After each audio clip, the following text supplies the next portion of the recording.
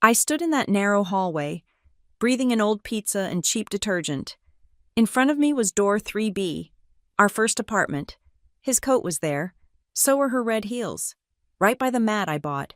He brought her to our home. I raised my hand to knock. In my other hand wasn't a weapon. It was a thick blue file, heavy enough to burn down the new life they were building inside my old one. My name is Holly Scott, and I am 39 years old. This morning, the sun was just beginning to touch the edges of the gray Cedarfield sky, but my kitchen was already a blaze of warmth and activity. I'm a communications executive at Firefly Anchor Creative. My entire career is built on managing narratives, shaping perceptions, and ensuring every message is delivered with precision. Today, the narrative I was carefully constructing was the perfect pre-Thanksgiving. It was a tradition I'd invented. A few days before the actual holiday chaos, we would have this quiet, perfect meal. It was especially important this year. Our daughter, Lily, was driving home from her first semester at her dorm, and Mark's parents were joining us. The house, the food, the atmosphere. It all had to be flawless. The air in my kitchen was heavy with the scent of melted butter and thyme, a 20-pound turkey already roasting, its skin turning a deep, lacquered gold. On the stove, cranberries simmered with cinnamon and orange zest, a sweet, sharp counterpoint to the savory herbs. I had spent the last hour arranging the dining table, pulling out the good linen tablecloth, the one his mother, Linda, had given us, and setting out the tapered candles I'd been saving. A centerpiece of dried hydrangeas from the garden felt rustic and appropriate. It was a snapshot of comfortable, successful, suburban life. In the adjoining living room, separated by a wide archway, sat my husband, Mark. Mark is 42, a chief financial officer at a mid-sized logistics firm, Northway Meridian Freight. He was fully dressed in charcoal gray slacks and a crisp button-down, as if he might be called into the office at any second. He was staring down at his phone, his thumb engaged in a frantic, repetitive scroll. Tap, tap, scroll. He hadn't asked if I needed help. He hadn't commented on the aromas filling the house. He was just scrolling, his shoulders hunched, his focus entirely consumed by the small, glowing screen. I wiped my hands on my apron, a faint dusting of flour clinging to the denim, and walked toward him, intending to ask if he thought we should open the red wine now or wait. I was halfway across the room when his phone vibrated. A harsh, angry buzz against the oak coffee table. The screen lit up.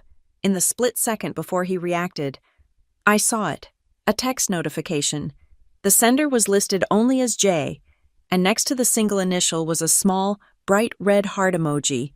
My breath hitched. Before I could form a word, before I could even process the acidic sting in my chest, Mark snatched the phone. His movement was violent, almost spastic. He shot a guilty look at me, his eyes darting away the instant they met mine. "Foreign client," he muttered, his thumb already swiping the notification away. "Email. The time difference is a nightmare." He aggressively jabbed the volume button on the side of the phone until it was silenced, then shoved it deep into the pocket of his slacks. He stood and turned his back to me, staring out the front window at the perfectly manicured lawn, as if deeply interested in the neighbor's recycling bins. A foreign client named Jay, a client who used heart emojis. I felt the familiar cold dread begin to seep into my stomach, but I pushed it down. That was not part of today's narrative. "Right," I said, my voice betraying nothing. "Well, I'm going to baste the turkey." An hour later, the house was full. Mark's parents, Ed and Linda, blew in with a gust of cold November air. Ed was boisterous, clapping Mark on the back and booming about the football game later. Linda, thin and meticulously dressed, immediately began to fuss over the table settings, subtly rearranging the forks I had just placed. Then, the front door burst open, and Lily was home. She dropped her laundry duffel and backpack in the foyer with a heavy thud. "Mom!" she yelled. She ran into the kitchen and wrapped me in a hug that smelled like stale dorm air, cheap shampoo, and coffee. I held her tight, burying my face in her hair.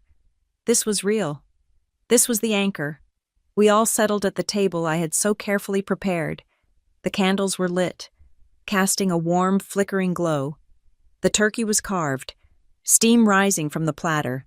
For a few brief, shining moments, everything felt exactly as it was supposed to. We passed the gravy boat. We passed the basket of warm rolls. Lily launched into an animated story about her terrible political science professor. Ed complained about property taxes. Linda complimented the sweet potato casserole. I clung to the sound of their voices, the clinking of silverware, trying to weld the moment together, trying to make it permanent. I watched Mark. He was participating, but he was hollow. He laughed at Ed's jokes, but the sound was strained. He asked Lily a generic question about her classes, but his eyes were vacant, and his glass of wine was already empty. Then I felt it, a low, muffled vibration from Mark's side of the table. He had taken the phone out of his pocket and placed it on his lap, hidden beneath the tablecloth. It buzzed again. He shifted in his chair, and then his right leg began to bounce. It was a small, anxious jitter, a rapid vibration that made the floorboards under him creak faintly. It was his tell. I had seen that leg bounce for 20 years. It bounced the day he told me his father needed bypass surgery. It bounced the day he was laid off from his first big job. It bounced the night before he proposed, so nervous he could barely speak. Mark's leg bouncing meant he was preparing to detonate a bomb. He finished his second glass of wine in one long swallow. He pushed his chair back. The legs dragged against the hardwood floor with a sharp, scraping shriek. The sound was so abrupt, so violent, that Lily stopped talking mid-sentence. We all turned to look at him. Mark stood, picking up his empty wine glass and raising it, not in a toast, but as if it were a prop in a presentation. He began, and cleared his throat.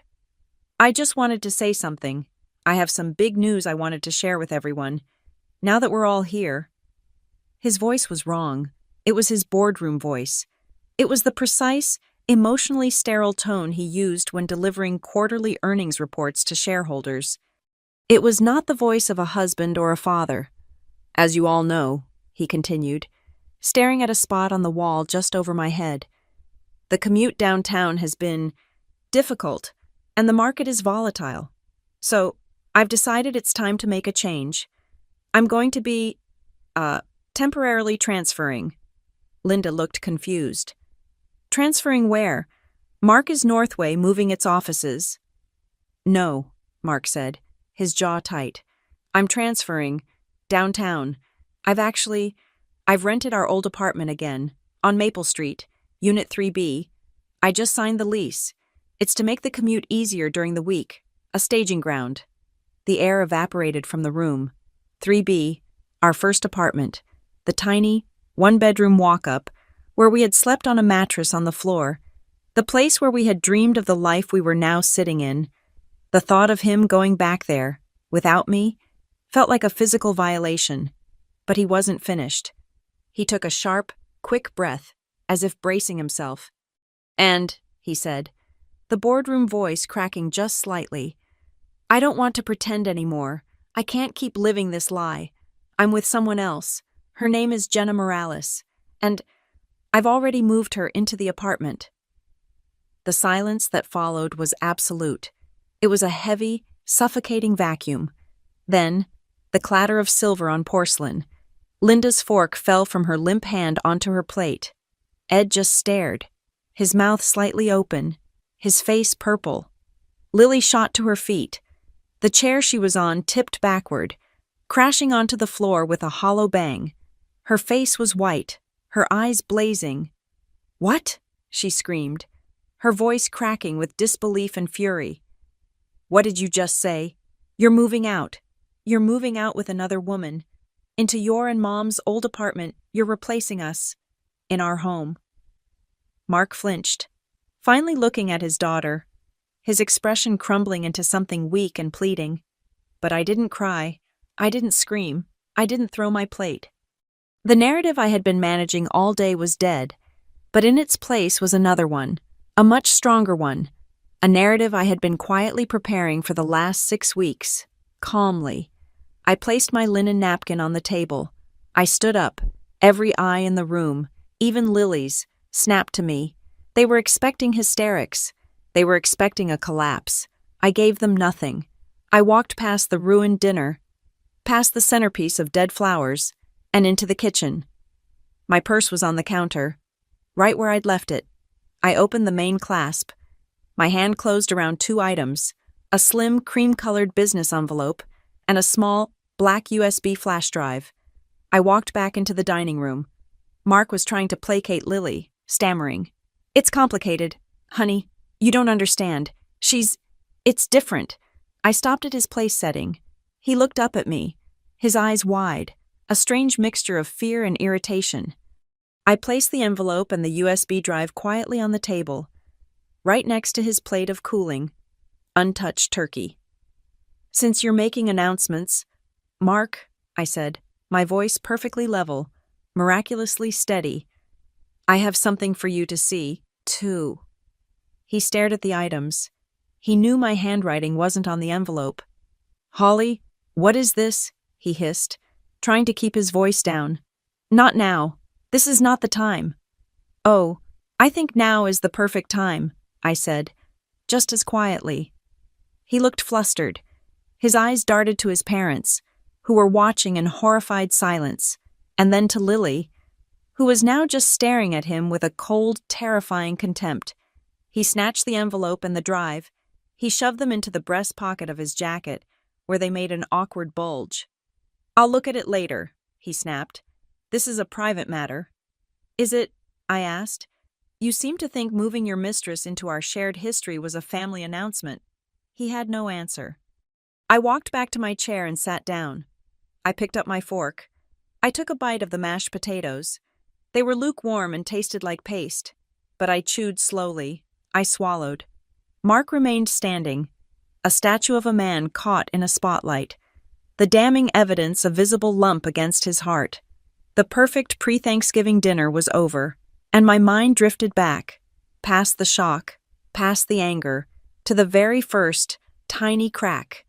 It didn't start with the J on his phone screen at the dinner table. That was just the confirmation. The final, ugly punctuation mark, the real cracks, the hairline fractures that I had spent months plastering over with denial, had started much earlier. It began, as these things often do, with time. Mark, a man whose life was previously governed by the arrival of the 5:37 train, started coming home late. "Quarterly audit," he would sigh, dropping his leather briefcase by the door, the smell of the city clinging to his expensive wool coat. "It's brutal. We're forecasting for the next fiscal year." He'd kiss my cheek, a dry, obligatory peck. But the scent was wrong. It wasn't just the stale, recycled air of the Northway Meridian freight offices. It was smoke, not the celebratory cigars he sometimes shared with his team, but a strange, clove-like cigarette smell, and underneath that, the faint, sour tang of beer. "I thought you were trying that new health kick," I asked one night, pulling back slightly. "No alcohol during the week." "Just one, with the team," he'd said, already walking away, loosening his tie. "You have to show face. You know team building. It's expected." I accepted it. Why wouldn't I? I was busy too, juggling a demanding portfolio of clients at Firefly Anchor, managing Lily's final college applications. We were a team. Teams get busy. Husbands have drinks with their colleagues. The real dissonance, the first note that rang painfully out of tune, was the key. It was a Tuesday, maybe 8 or 9 weeks ago. Mark was in the shower, the sound of water drumming against the glass enclosure filling the master suite. I was tidying up, picking up his discarded work clothes from the floor. His keys were on the dresser, tossed carelessly next to his wallet and loose change. I went to hang them on the designated hook by our bedroom door, but something stopped me. There, nestled against the silver fob for his Lexus, and the key to our suburban home, was a small, old-fashioned key. It was made of bronze, the edges worn smooth, the teeth sharp. I knew this key. My heart did a strange, cold flip.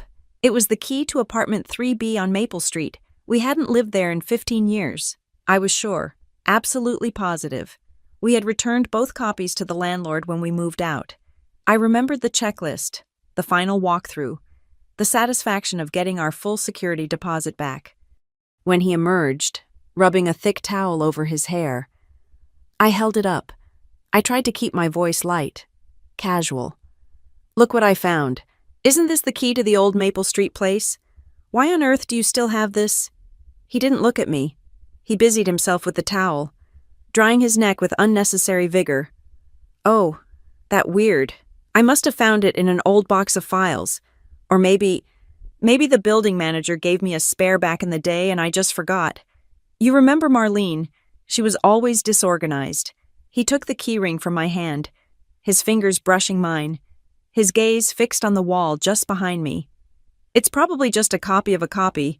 Doesn't even work anymore. I bet." He immediately tossed the keys into his briefcase, not on the hook. He zipped the bag shut.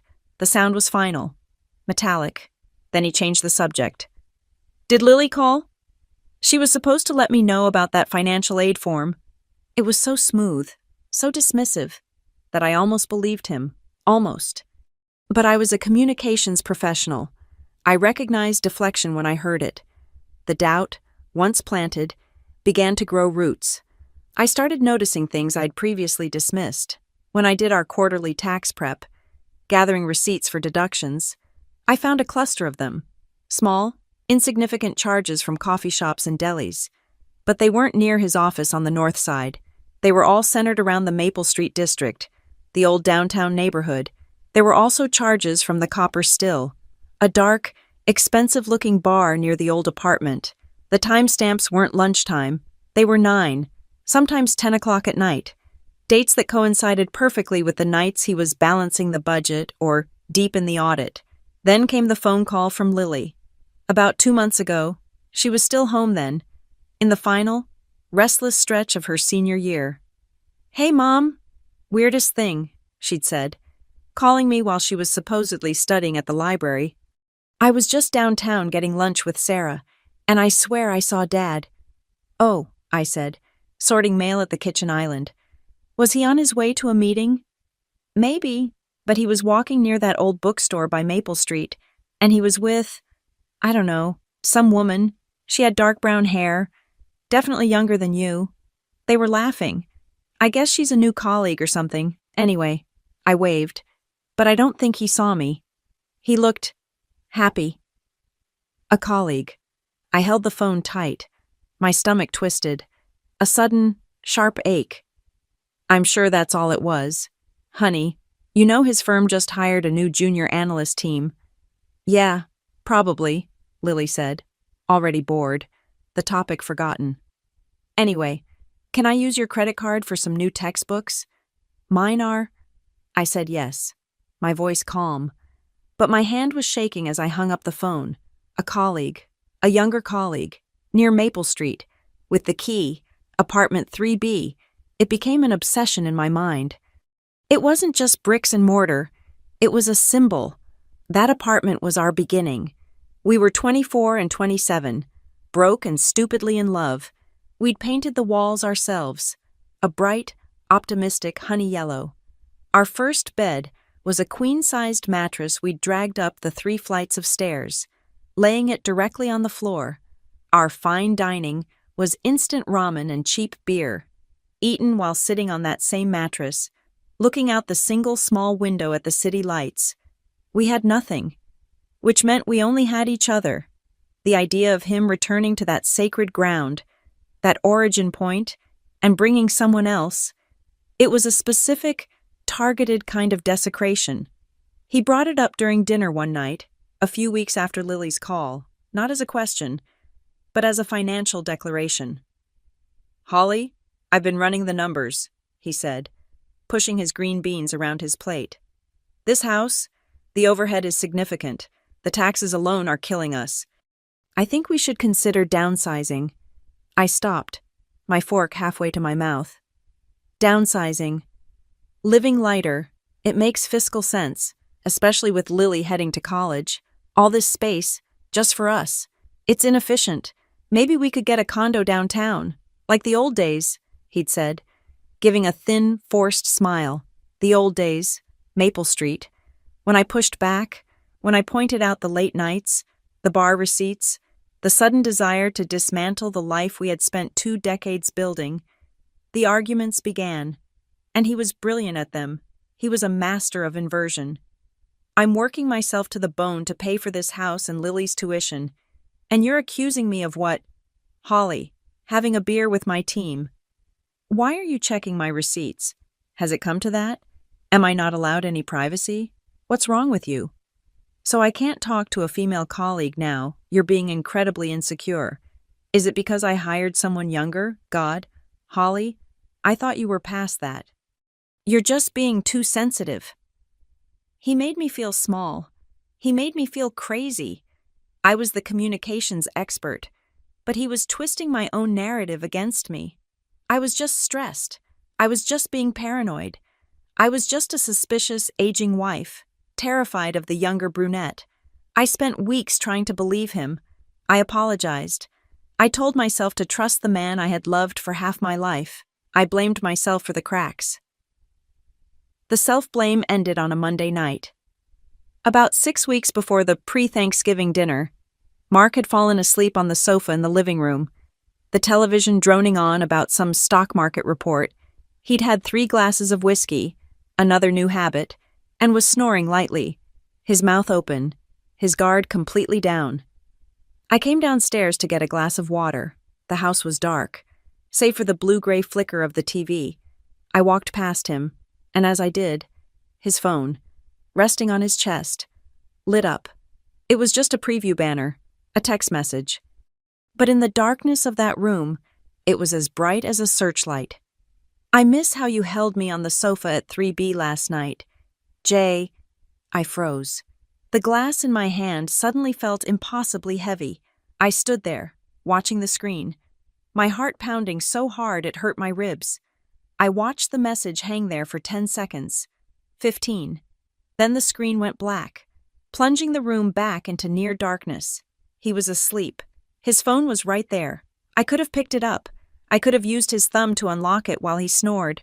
I could have screamed, woken him up, thrown the glass against the wall, and demanded the truth. But I didn't. My entire career at Firefly Anchor was about controlling the story. You don't react in a crisis. You plan. You don't let emotion dictate strategy. An impulsive, hysterical outburst would give him the advantage. He would call me crazy again, delete the evidence, and lock his phone down forever. He would paint me as the unstable one.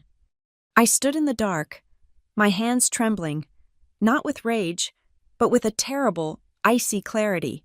This was not a misunderstanding. This was not paranoia. This was a fact. Jay was real. 3B was real.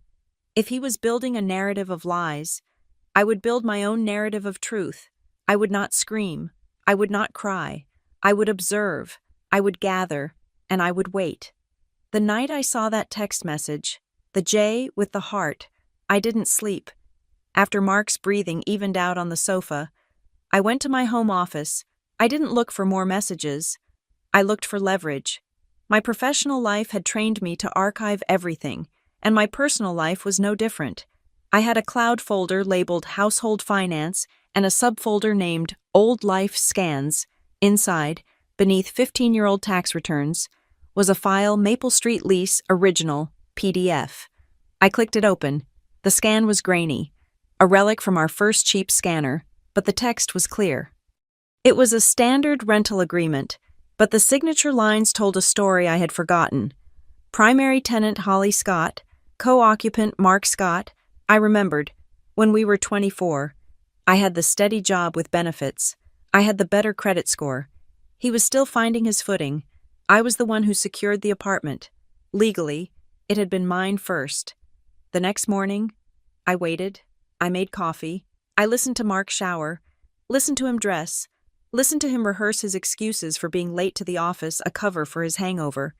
The second the garage door rumbled shut and his car sped away, I picked up the phone. A quick search gave me the number for Maple Street Arms. Maple Street Management. A voice like gravel and cigarettes answered. Marlene speaking. Hi, Marlene, I said, shifting my tone to the bright, efficient one I used for new clients. My name is Holly Scott. This is a bit of a strange call, but I was a tenant in Unit 3B. Oh, heavens. It must be 15 years ago.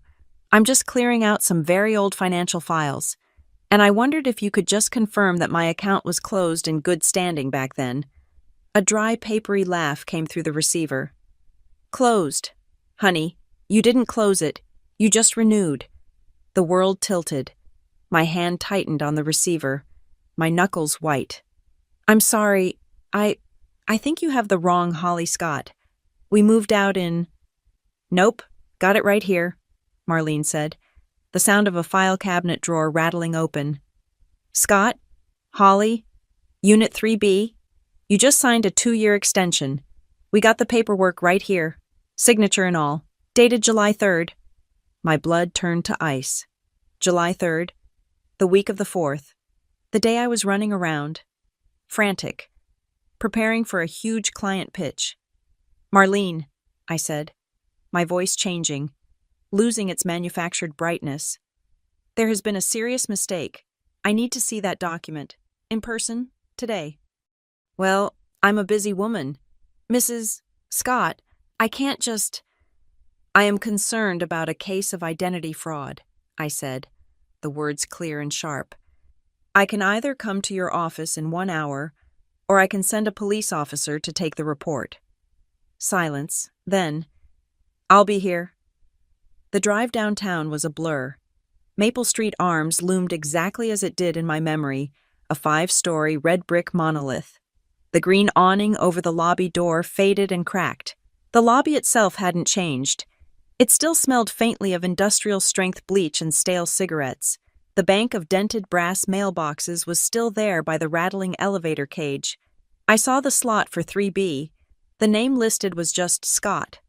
Marlene's office was a small glass box by the entrance. She was a woman in her 60s with a magnificent helmet of platinum blonde hair that did not move when she spoke. Mrs. Scott, she said, peering at me over her glasses. So, identity fraud. Huh? Big words. Let me see the lease, I said. She sighed dramatically and pushed a thin file across her desk. This is the renewal. We got it from your husband. I picked it up. It was a standard 2-page lease renewal, and at the bottom, on the line marked Primary Tenant, was my name. Holly Scott. It was my signature, my exact signature, the way I loop the H, the sharp, definitive cross on the T's. It was so perfect. It was terrifying. He had practiced. He had studied me, traced me, and replicated me. As you can see, Marlene said, tapping a long, manicured nail on her desk, it's all in order. I have never seen this document before in my life, I said, my voice shaking, but not with tears, with rage. I did not sign this. Marlene's expression softened, but not in the way I expected. She looked amused. Oh, honey, she said, leaning forward. Your husband, Mark, he explained everything. He came in himself, said you were just swamped with work, and he wanted to handle the paperwork to surprise you. He said you two always missed your first little love nest. He said he was renting it again as a, what did he call it? A romantic gesture, to have a place in the city, just for you two. To remember the old days. She smiled, a dreamy, second-hand nostalgia on her face. Frankly, I thought it was the most romantic thing I'd ever heard. Most men, they just buy flowers. He re-rented your past. A romantic gesture. I felt sick. I need to go up, I said, standing abruptly. I need to see the unit. Well, he's got the keys. He said you two had the originals. For sentiment. I do, I said, my hand already in my purse, closing around the old bronze key I'd kept in my jewelry box for 15 years. A stupid, sentimental token. I walked past her, out of the office, and took the stairs, avoiding the groaning elevator. The steps creaked under my feet. The hallway on the 3rd floor was the same pale, institutional beige, the same dim lighting. I could hear the faint sound of a television. As I got closer to 3B, I slowed. The door was ajar. Just a crack, and I could hear laughter. Not Mark's. A child. A high-pitched, happy shriek, and then the unmistakable, overwhelming smell of microwave popcorn. I crept closer, my heart pounding in my throat. I peered through the narrow opening. I saw a slice of the living room. It was different. There was a new, sleek gray sofa, not our old, lumpy futon. And standing by the kitchen pass-through was a woman with long, dark brown hair. She was wearing one of Mark's old, faded blue button-down shirts, a shirt I had bought him years ago, one he'd claimed he'd lost at the gym. She was laughing, holding a bowl, and I saw the back of Mark's head as he leaned over the counter toward her. "Holly, is that you, dear?" I spun around, my heart leaping into my throat. "Mr. Petrov." Our old neighbor from 3A. He looked 100 years old, leaning on a walker, but his eyes were sharp. "Mr. Petrov," I said, my voice a strangled whisper. "I thought that was you," he said, his voice a booming stage whisper. "You're back." "Oh, it's so good to have you in the building again. I saw you the other day. You know, with Mark and the little ones. Such lovely children. 2 boys. Are they look just like their father?" He beamed at me. 2 boys. That wasn't me. I couldn't breathe. I was being erased. He wasn't just replacing me. He was overwriting me. It's complicated. Mr. Petrov, I managed to say, forcing a tight smile. "We're just sorting things out." "Ah, well, don't be a stranger," he said, and shuffled back into his apartment, the door clicking shut. I stood in the hallway, the smell of popcorn and betrayal choking me. I didn't knock. I didn't confront. I turned around, walked silently back down the creaking stairs, my footsteps making no sound. I went straight back to Marlene's office. She was on the phone, painting her nails. I stood in front of her desk until she hung up. "Forget something, dear." "Yes," I said. My voice was no longer Holly Scott, the confused wife. It was Holly Scott, communications executive, handling a crisis. "My attorney, he needs copies of everything. I need a certified copy of this renewal lease. I also need a copy of the original lease from 15 years ago, and a complete payment ledger for this unit since July." "Well, that's a lot of paperwork," she grumbled. "My attorney is very particular. He's concerned about the fraud," I said. "He'll want to see who's been paying for the unit that I supposedly signed for." "Oh, it's all in order," Marlene said, pulling up a screen. "It's a direct deposit from a joint account. Scott, M&H, our joint account. He was using our money to fund his new family in my old home." "Print it," I said. "All of it, now." 10 minutes later, I walked out into the pale afternoon sun with a thick envelope. I got in my car and sat for a long time, just looking at the top page. The forgery, Holly Scott, and then I remembered. It hit me like a physical blow. July 3rd. That morning, I was running late for my pitch. My arms were full. Mark had stopped me at the door. "Hey, babe. Quick, sign this," he'd said, holding out a clipboard. "Just some insurance renewals. Sign here and here." I'd been in such a hurry. I'd scrawled my name on the single page he'd angled toward me, the rest of the documents hidden underneath. I'd signed my life away in a rush, just to get to a meeting. I drove home, the envelope sitting on the passenger seat like a bomb. That night, I went into my office, locked the door, and turned on the scanner. I scanned every single page Marlene had given me, the forged renewal, the original lease proving I was the primary, the payment history, showing thousands of dollars draining from our joint account for rent, for utilities. I created a new, password-protected folder on my laptop. I named it something boring, something he would never in a million years open. Recipes 2023. I saved every PDF. This wasn't a marriage. It was a war, and the passive, grieving wife was gone. In her place was a strategist, and she had just received her entire battle plan. The folder I named Recipes 2023 wasn't for cooking. It was for a different kind of preparation. The following morning, I took a personal day from Firefly Anchor. My assistant rearranged my meetings, citing a family emergency. It was, in a way, the truth. I didn't go to a spa.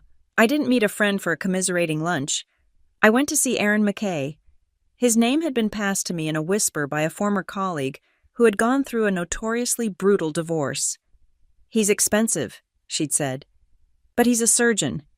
Aaron McKay's office wasn't in a sleek, glass and steel high-rise.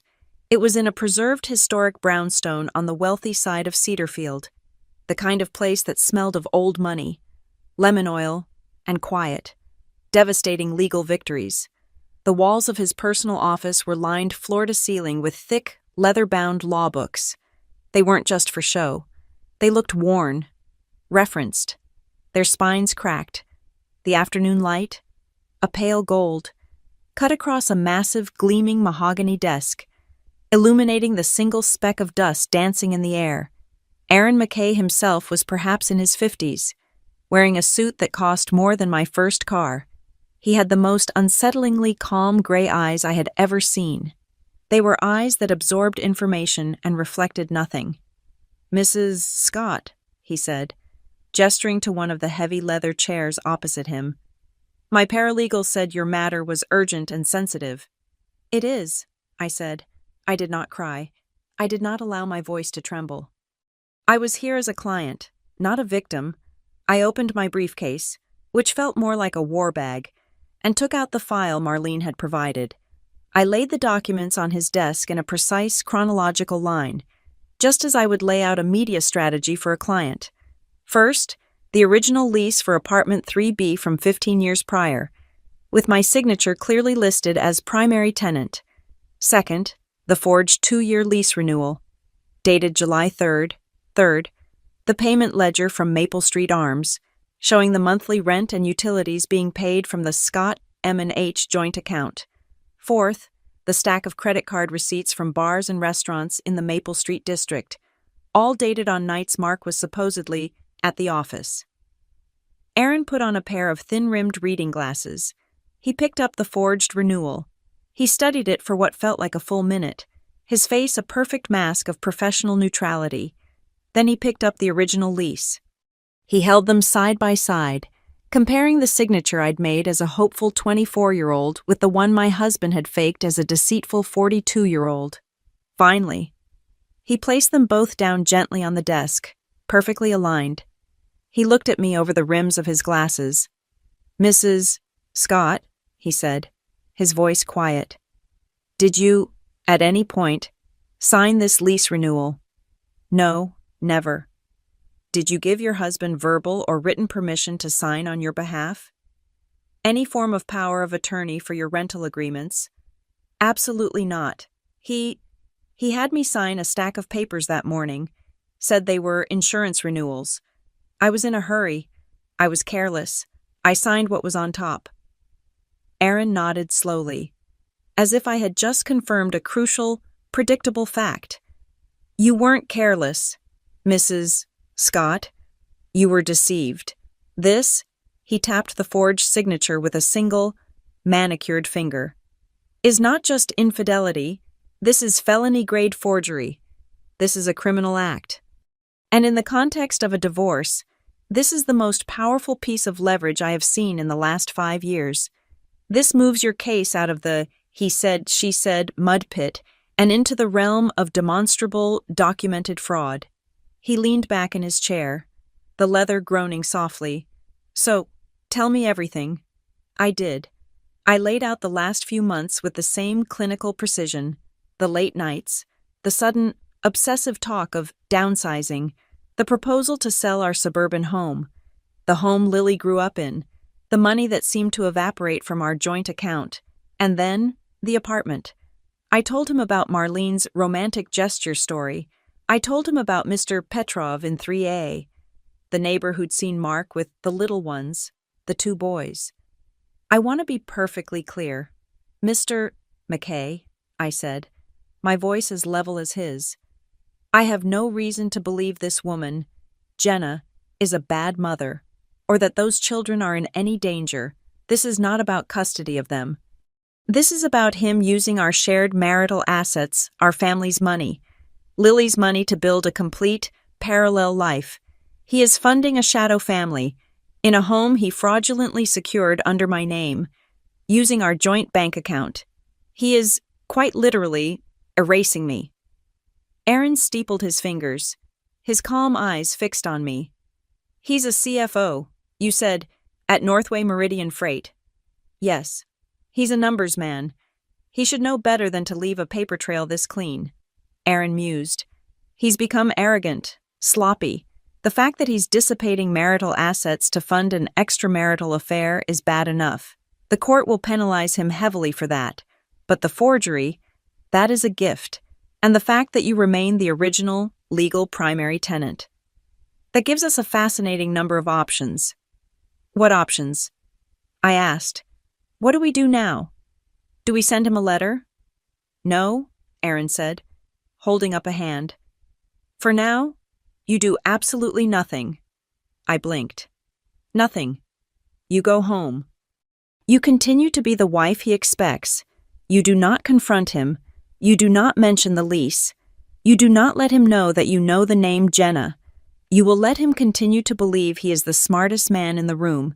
You will let him continue to be arrogant, and you will let him continue to be sloppy.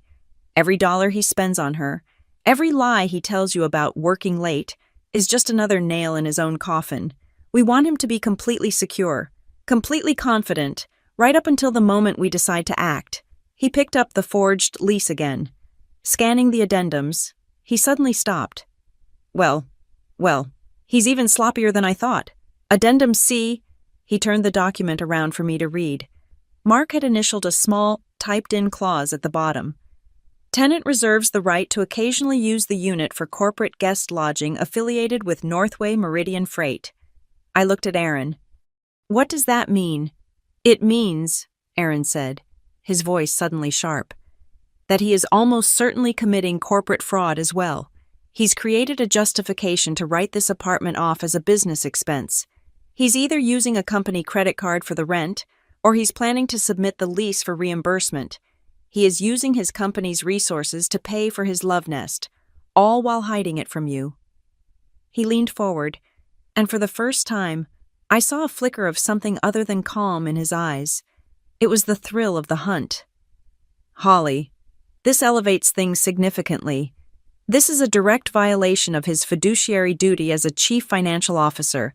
It's a breach of professional ethics that could, and should, get him fired.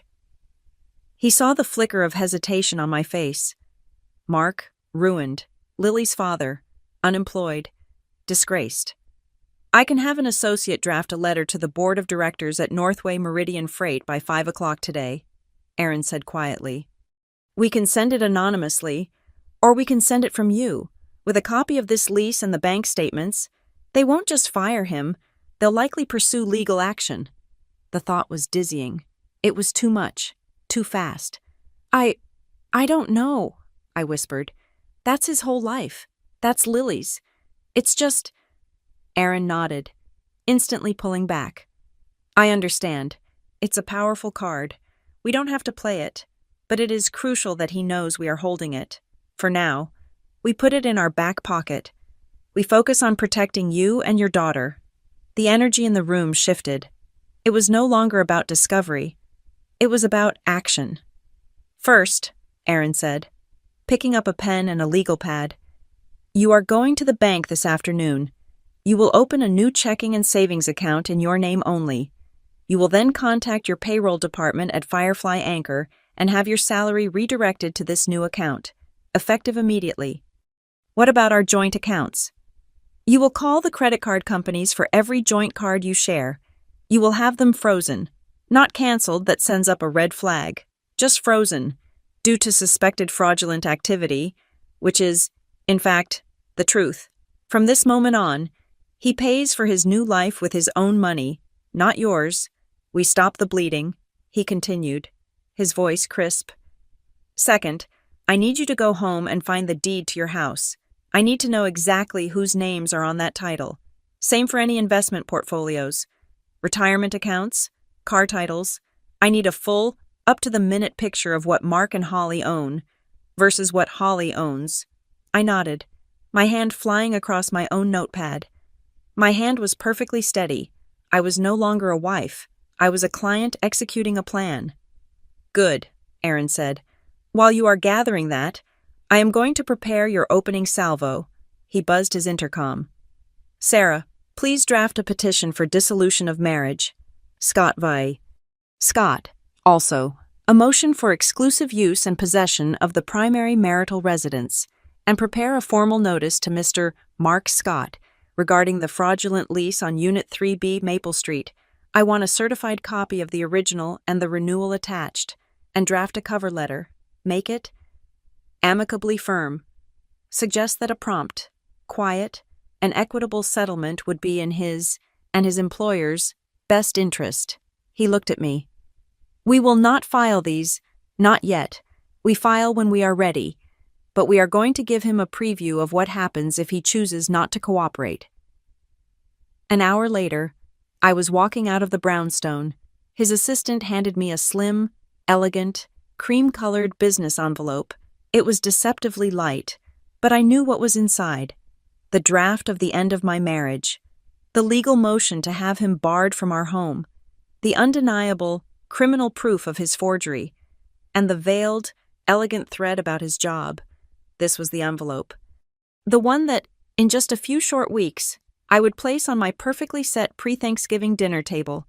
As I stepped out onto the sidewalk, the cold November air hit my face, the crushing, suffocating weight that I had been carrying for months, the doubt, the self-blame, the paranoia. It was gone. I was not the victim. I was not the crazy, sensitive wife.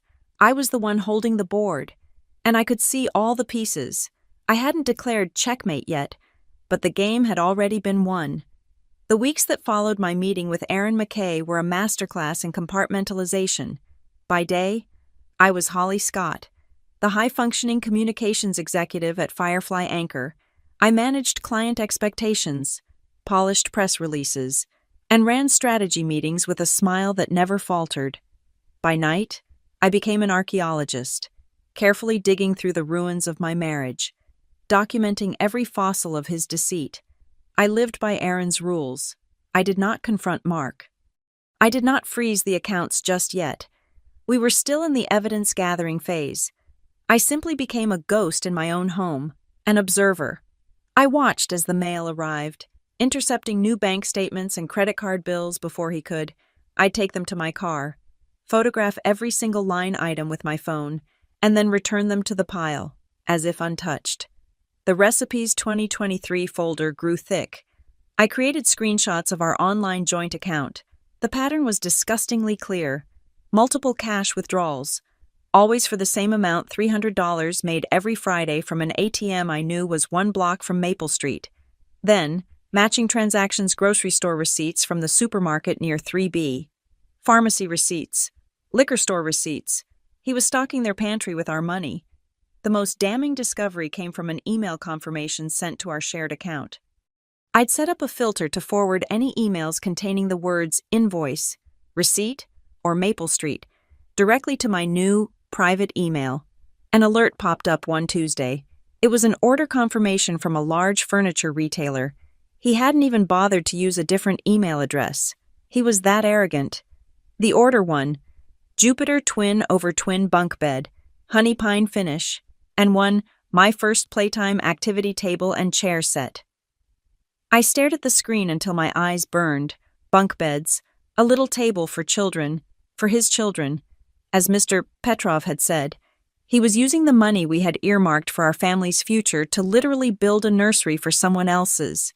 The universe, it seemed, had a twisted sense of humor.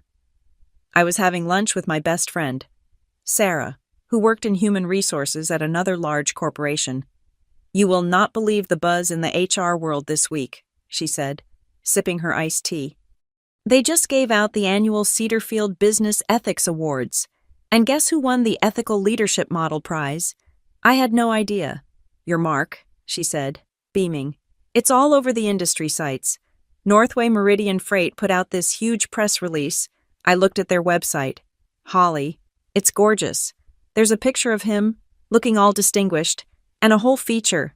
They call him a true family man, whose commitment to integrity informs his every decision. The laughter that escaped my lips was a raw, ugly sound. It startled Sarah. "Holly, are you okay?" Just the irony," I managed to say, the word tasting like ash. He works so hard. The award. The family man moniker, it was the push I needed. That night, I called Aaron. "I'm done waiting," I said. "I want to know exactly what he's doing. I want to see it."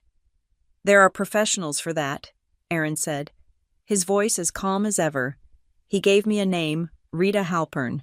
She wasn't what I expected. She didn't work out of a smoky film noir office. She was a woman my age, dressed in practical jeans and a blazer, who operated from a clean, bright office in a suburban strip mall. She looked more like an accountant than a private investigator. Her rate was $300 an hour. I paid her for 20 hours up front from my new, private account. "What are the parameters?" "Holly," she asked, her gaze direct. "What exactly do you need to know?" "He has an apartment at 3B Maple Street," I said. "He says he's working late. He says he's on business trips. I need to know when he's there, who he's with, and what they do. I don't need salacious details. I need a pattern. I need documentation." "Got it," Rita said, typing. "No salacious details, just the facts. You'll have my first report in 72 hours.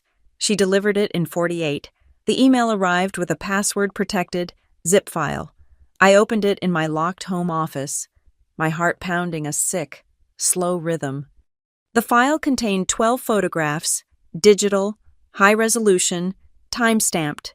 The first set showed Mark, not on a business trip, but exiting his Lexus on Maple Street on a Wednesday afternoon. He was wearing jeans. He looked relaxed. The next set, from that evening, showed him opening the door to apartment 3B. A woman, dark hair, pretty, much younger than me, was standing in the doorway. She was smiling. He was holding 2 large pizza boxes. The next photos were the ones that stopped my breath. The woman, Jenna, was walking down the front steps of the building, holding the hands of 2 small boys. They looked to be around 5 and 7. They were laughing, carrying cartoon-themed backpacks. Mark was right behind them, ruffling the older boy's hair, carrying a plastic bag filled with what looked like action figures. It was a family outing, a trip for ice cream. There was no violence. There was no visible cruelty, no hint of abuse. In a way, that was worse. It was just normal. It was a happy, functioning, pseudo-family, a complete unit built on the foundation of his lies and our money. I scrolled to the end of the file. There was a text document, Rita's report. It was blunt. Subject Mark Scott spent Wednesday night through Friday morning at the 3B location. Observed on 2 occasions with Jenna Morales and 2 male children. Subject appears to be cohabiting in a familial-style arrangement.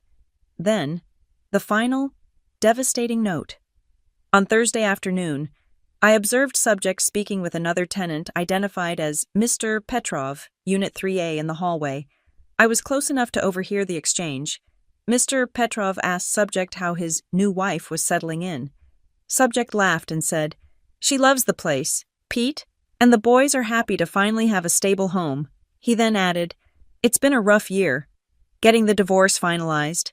Glad my ex finally decided to just move to another state. It's better for everyone." I read the words 3 times. My ex moved to another state. He hadn't just replaced me. He hadn't just cheated. He had erased me. In his new narrative, his new life, I was already gone. A ghost who had conveniently disappeared to another state. I was no longer a person. I was just an inconvenient plot point he had tidily resolved. I was about to close the file, my hands shaking with a cold. Pure rage. When I noticed something in the background of the last photograph. The picture was of Mark and the boys getting into his car. Across the street, partially obscured by a delivery truck, was another car, a familiar, slightly battered blue Honda Civic. It was Lily's car. My blood ran cold. I zoomed in. The license plate was blurry. but I knew the dent on the rear bumper. I knew the college sticker in the back window. The timestamp on the photo was from Thursday afternoon. Lily was supposed to be in her dorm, 2 hours away, studying for midterms. I picked up my phone and called her. "Where are you?" I asked, my voice tight. "Hey, Mom, I'm just at the library, cramming for—" "Don't lie to me, Lily. Not now. I know you were in Cedarfield. I know you were on Maple Street. Tell me what you were doing." The silence on the other end of the line was heavy. When she finally spoke, her voice was tiny, broken.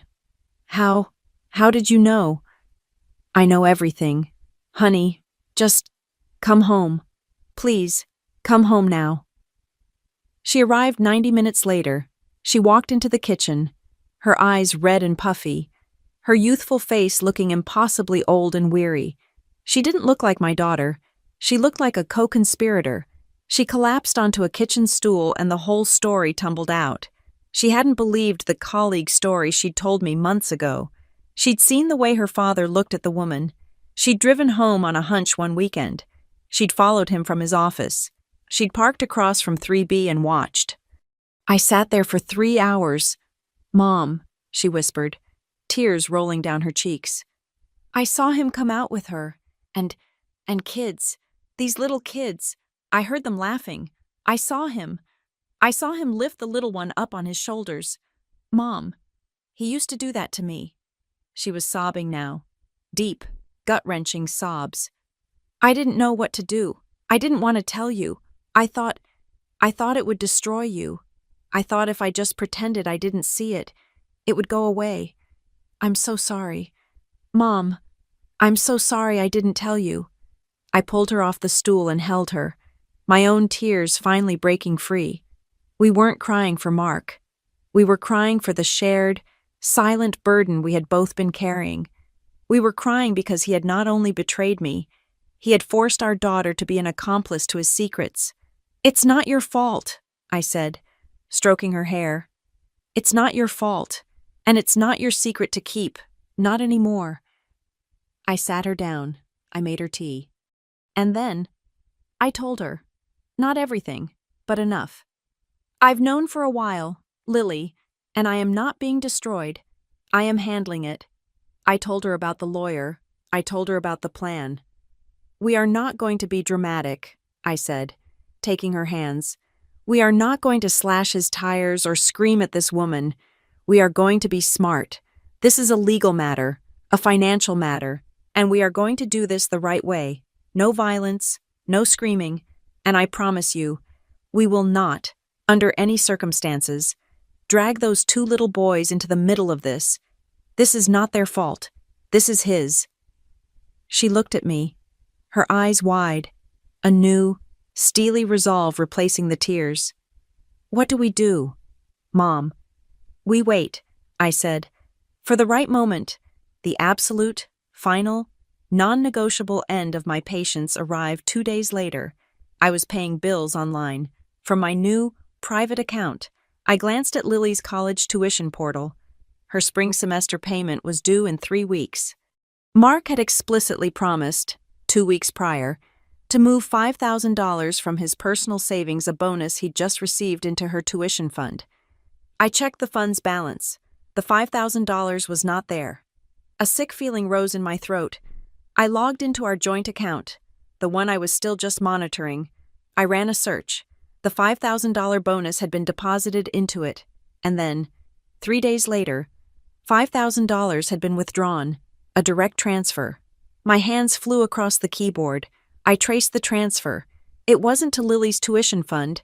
It wasn't to our mortgage. It was a wire transfer, a deposit, to the same furniture retailer where he'd bought the bunk beds. The memo line contained only 2 words: sofa deposit. He had taken his daughter's college money and used it to buy a sofa for his mistress. I closed the laptop. The man I married, the man who had lifted Lily onto his shoulders, the family man from the website, was gone. He had been replaced by a stranger, and I felt absolutely no remorse for what I was about to do to him. And so, we are back at the table. The candles are dripping wax onto the dried hydrangeas. The air is thick with the cooling fat of the turkey and the sharp, acidic smell of betrayal.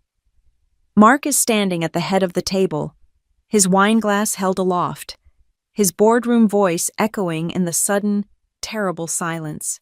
"Her name is Jenna Morales," he says, "and I've already moved her into the apartment." The first time he said this, moments ago, it felt like the floor had dropped out from under me. Now, watching him from this new, cold distance, I see him clearly. He is not my husband. He is a stranger reading a press release, a man who has convinced himself that his own narrative is the only one that matters. He believes he is in control. He believes he is dropping a bomb. He has no idea I have been disarming it for weeks. He is still talking, trying to soften the blow with more justifications, which only makes the wound deeper. "It's just a better fit. Holly, you understand, the commute, and Jenna, well, we've even brought her kids there, 2 boys. They just love it at 3B. They're already settling in. They just love it at 3B. He says this with a small, self-satisfied smile, as if he's done something clever. I feel the movement beside me and I turn my head. Lily is frozen. Her face is a mask of pale, cold fury. This is not just news to her. It is a confirmation. I can see her connecting the dots, visualizing the photographs I showed her, realizing that the bunk beds and the little activity table bought with her stolen tuition money are now in that apartment. Our apartment. Our eyes lock for a fraction of a second. A moment of silent, shared, devastating knowledge. He has no idea what he has just admitted, but his parents are still in the dark, and their reaction is immediate. Linda, his mother, makes a small, choked sound, as if she's been struck. Her fork slips from her hand, rattling against the china. "Mark, what are you talking about?" "What do you mean?" "Her kids." His father, Ed, a stoic man of few words, turns a dark, dangerous shade of purple. His voice is a low growl. "Are you insane? Mark 3B, that apartment. Do you have any memory at all of who was on their hands and knees scrubbing those floors with you when you had nothing? Who was holding the paintbrush for those honey-yellow walls? You're taking another woman, and her children, into the home you built with Holly." "Why would you say this now?" Linda wails, tears welling, her good linen napkin pressed to her mouth. At a family dinner, in front of Lily. "This is cruel. Mark, this is not you." "Mom, Dad, it's complicated," Mark snaps, his composure cracking under their old-fashioned moral judgment. "Holly and we've been distant. This isn't a shock." Oh, but he is the one who is about to be shocked. This is my cue, the one I have been waiting for. I place my napkin neatly by my plate. I stand up. The movement is so calm, so deliberate, that all conversation stops. Every eye in the room swivels to me.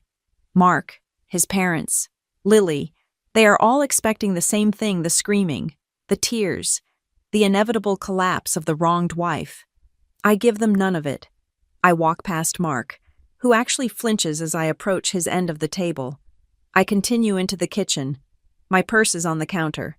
I open it. My hand closes around the slim, cream-colored business envelope and the small, black USB flash drive. I walk back into the dining room. I stop at Mark's place setting. He is watching me, his eyes narrowed, a mixture of fear and irritation.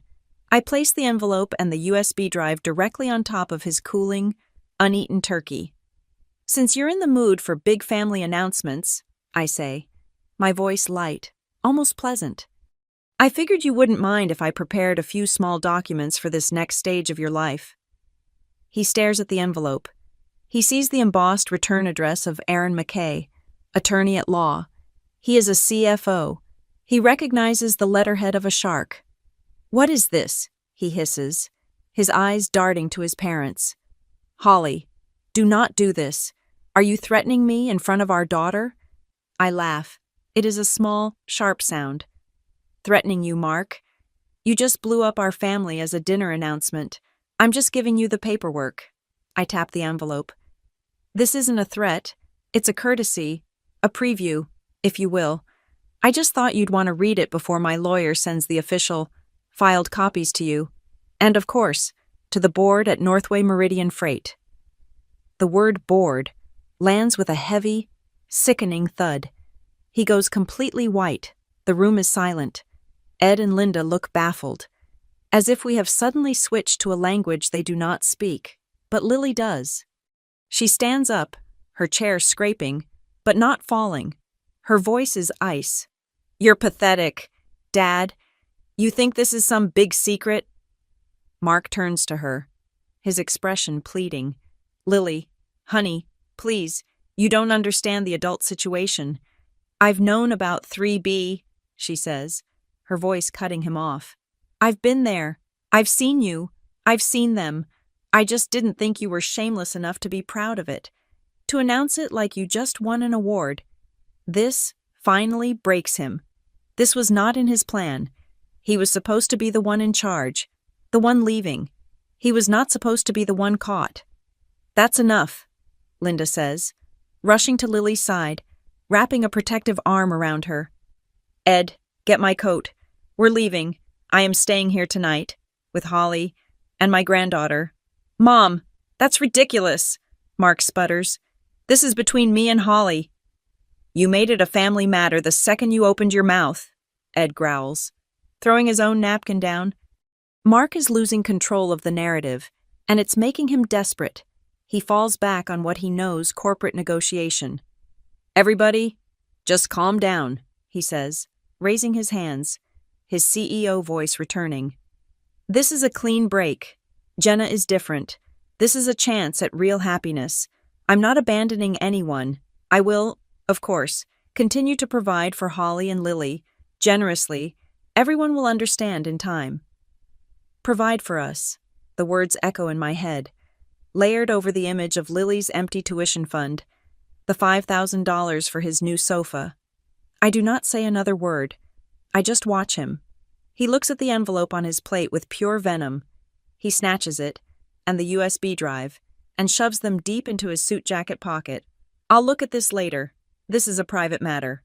"I would, if I were you," I say, my voice still soft.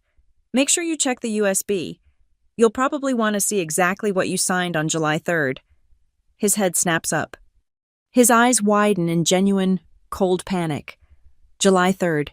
I can see his mind racing, accessing the file. The memory of that morning.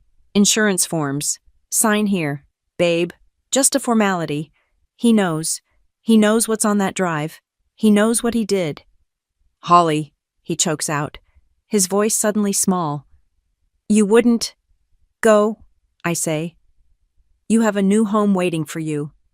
The party is definitively over. His parents are in the foyer. Ed helping Linda with her coat, both of them refusing to look at their son. Lily has already bolted upstairs, her bedroom door slamming shut with a finality that shakes the house. Mark is left standing alone in the ruined dining room. He looks at me, at the table, at the life he just lit on fire. Then, he turns and walks to the front door. He grabs the black rolling suitcase that has been sitting there, packed and waiting, since he got home. This was always his plan. He was always going to leave tonight. He just thought he would be walking away as the victor. He opens the front door, and the cold November air floods the hallway. He pauses on the threshold, looking back at me one last time, expecting. I don't know what. Absolution. A final fight. I walk toward him, stopping a few feet away. "Don't forget your key to the old apartment." "Mark," I say, my voice a quiet whisper. "You're going to need it. Tonight." It sounds almost kind, like a reminder from a helpful wife, but we both know it's a threat. He mistakes my calm for weakness. He thinks he has escaped. He pulls his suitcase over the threshold and walks out into the night, closing the door firmly behind him. I stand in the foyer, listening. I hear his car engine roar to life. I hear the squeal of his tires as he peels out of our driveway, speeding downtown, speeding toward what he thinks is his future, racing toward my apartment. I turn around. Linda is standing in the archway, her face crumpled with grief. "Holly, my dear," she whispers, I just do not know what to say." "It's all right, Linda," I say, and the strangest part is that I mean it. "Let's clean this up." I walk back into the dining room. I pick up Mark's plate, the one that held the envelope. I carry it, and my own, into the kitchen. I turn on the hot water, the steam rising. I start to wash the dishes, one by one, the sound of the water filling the silence. My mind is not on the ruined meal. It is not on the man who just left. My mind is already on tomorrow morning, 8 a.m., when Mark, hungover and angry in his stolen apartment, finally opens that envelope, when he finally plugs in that USB, when he finally realizes that the key in his pocket is the only thing he has left in the world that I have not already taken from him. The sun rose gray and cold over Cedarfield the next morning, but I imagined it was bright inside apartment 3B, with the morning light hitting the new, gray sofa, the one bought with $5,000 of Lily's tuition money. I pictured the scene as Aaron had helped me wargame it. Mark, nursing a whiskey and betrayal hangover. Jenna, the younger woman, trying to be the perfect, nurturing partner. She would be making coffee, her dark hair pulled back, maybe wearing another one of his shirts. She would be trying to soothe the man who had just, in her mind, bravely liberated himself from a cold, loveless marriage, and as planned, the children would not be there. Jenna had a custody arrangement. Her two boys always went to their biological father's house on Friday nights, to be returned Saturday at noon. The pre-Thanksgiving explosion had been on a Thursday. This was Friday morning. The coast was clear. I imagined Jenna kissing Mark goodbye. A quick, reassuring peck. "I'm just taking the boys to their dad's for the weekend swap," she'd say, all bright efficiency. "You relax. We'll have our movie night tonight." The moment that door clicked shut, leaving Mark alone in my apartment, he would have gone straight for the cream-colored envelope. He would have ripped it open, not with curiosity, but with a CFO's grim need to assess damage. He would have pulled out the single black USB drive and jammed it into his sleek company laptop. On the screen, a single folder. 3B, he'd click it. Inside, there would be no long emotional letter. I work in communications. I know the power of brevity. There were just 4 files. File 1, 3B lease/original, PDF. Our first lease, Holly Scott, primary tenant. File 2, 3B lease renewal, July 3.pdf. The forged document, Holly Scott, primary tenant, his forgery, clear as day. Next to my real signature on the line below his, File 3 financials, PDF. A curated, highlighted selection of bank and credit card statements. The down payment for the Jupiter twin-over-twin bunk bed. The final wire transfer for the new sofa. Directly juxtaposed with a screenshot of Lily's empty tuition fund. The trail of cash withdrawals from the ATM on Maple Street. File 4 note, TXT. A simple, 2-line text file. "You're going to need a lawyer. I already have one. H." I was, in fact, sitting in Aaron McKay's office when my phone began to vibrate. It was 8:15 a.m., right on schedule. I looked at the screen. Mark Scott. I silenced the call. It immediately rang again. Mark Scott. I silenced it again, and again. A new text message popped up. "Holly, pick up the phone, now. We need to talk about this. You don't know what you're doing." Another, "This is insane. You're trying to ruin me. This is blackmail." Another, "What the hell is this? You can't just—" I placed my phone face down on Aaron's gleaming mahogany desk. At that exact moment, his own laptop, which was turned to face me, pinged. A new email had appeared in his inbox. He had set up a dummy account, posing as a concerned employee at Northway Meridian Freight, and had sent an email to their head of legal and the entire board of directors. The email I was looking at was the carbon copy to board of directors. Northway Meridian Freight, from a concerned party. Subject: urgent potential misuse of corporate funds. Ethical breach by CFO Mark Scott, sirs and madams. It has come to my attention that CFO Mark Scott is utilizing a private residence, Unit 3B at Maple Street Arms, under the guise of corporate guest lodging. This apartment, which was fraudulently secured using his wife's forged signature, is being funded by... Aaron had, of course, attached the addendum from the lease. And, Aaron said, as if commenting on the weather. Checkmate. I watched my phone vibrate itself across his desk. Buzz, buzz, buzz. Mark was being hit on two fronts, and he had no idea which one to fight first. He'll be at your house by noon, Aaron said calmly, closing his laptop. He'll try to bully you. He'll try to gaslight you. He will try to convince you that you are the one destroying the family.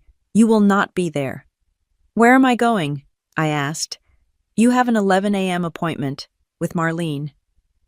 When I walked into the lobby of Maple Street Arms for the second time, Marlene looked up, her expression a mix of irritation and curiosity. Back again, she said.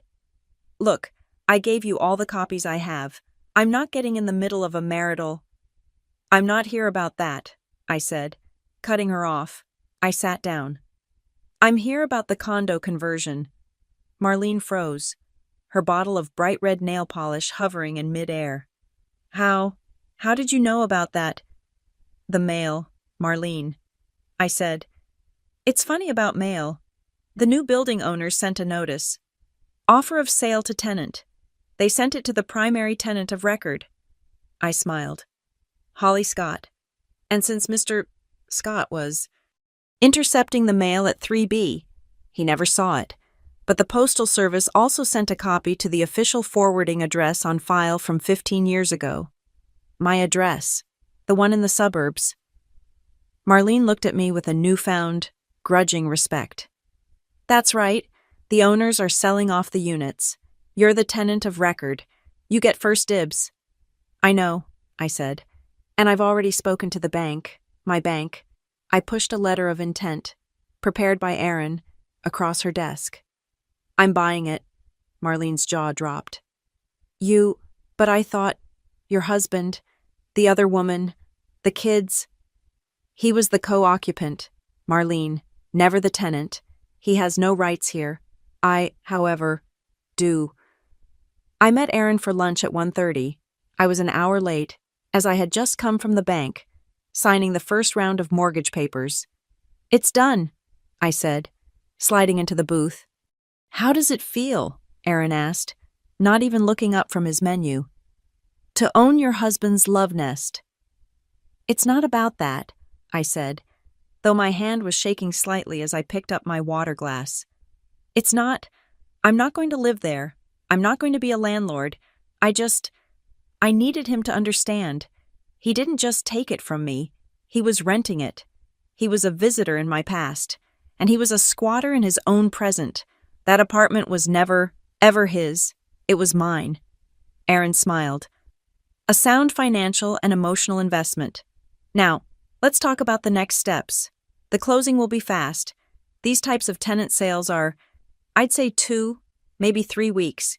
You need to be prepared for his reaction when he finds out. How will he find out?